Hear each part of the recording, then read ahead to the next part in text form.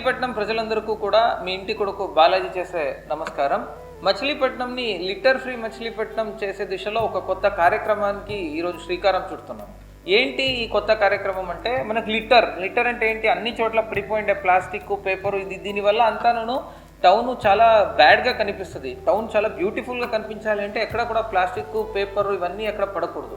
కానీ ఇది ప్రతిరోజును మా మున్సిపల్ వర్కర్సే వెళ్ళి మున్సిపల్ వర్కర్సే ఎత్తాలి చేయాలి అంటే అప్పుడు మున్సిపల్ వర్కర్ ఇంటింటి నుంచి చెత్త కలెక్ట్ చేసేది డిస్టర్బ్ అవుతుంది, మళ్ళీ మనకు డ్రైనేజ్ క్లీనింగ్ డిస్టర్బ్ అవుతుంది. దీని నుంచి ఏదో ఒక శానిటేషన్ ఆస్పెక్ట్ ఇన్కంప్లీట్గా మిగిలిపోతుంది.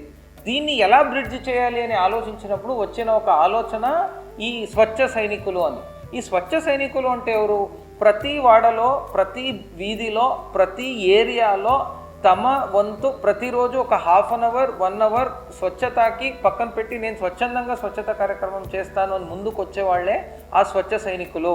ఆ స్వచ్ఛ సైనికులు మీరు ఎవరైనా సరే స్వచ్ఛందంగా మీ ఏరియా బాగు పెట్టుకునే దానికి ముందుకు వచ్చేవాళ్ళు మా వీడియోలో కనిపిస్తున్న ఫోన్ నెంబర్కి మీ పేరు ఇచ్చి నమోదు చేయండి. ఇక్కడ మనము ఒక అంశం చాలా ఇంపార్టెంట్ దృష్టిలో పెట్టుకోవాలి.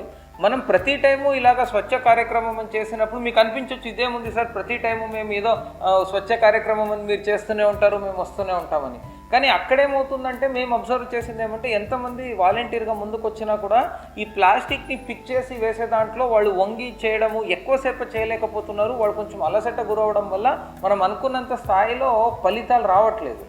ఆ దిశలో దానికి ఏదైనా సొల్యూషన్ ఉందా అని ఆలోచించినప్పుడు మాకు ఒక ఐడియా వచ్చి ఇప్పుడు ఒక స్వచ్ఛాయుధం అని ఒక చిన్న ఎక్స్పెరిమెంట్ చేశాము.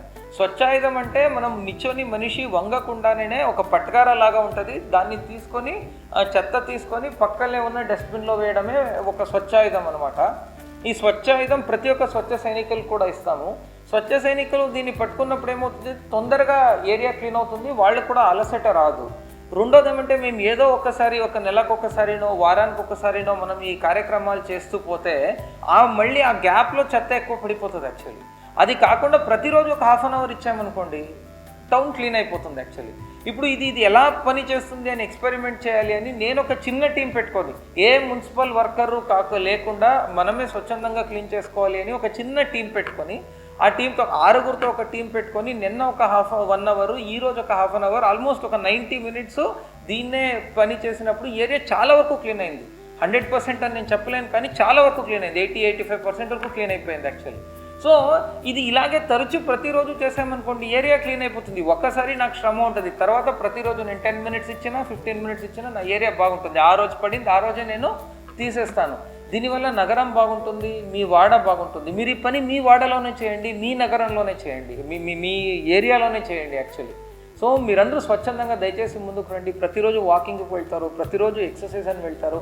సో అలాంటి వాళ్ళు ఒక హాఫ్ అన్ అవర్ మీరు ప్రతిరోజు ఇస్తే మీ ఏరియానే బాగుంటుంది. You will feel proud about your area.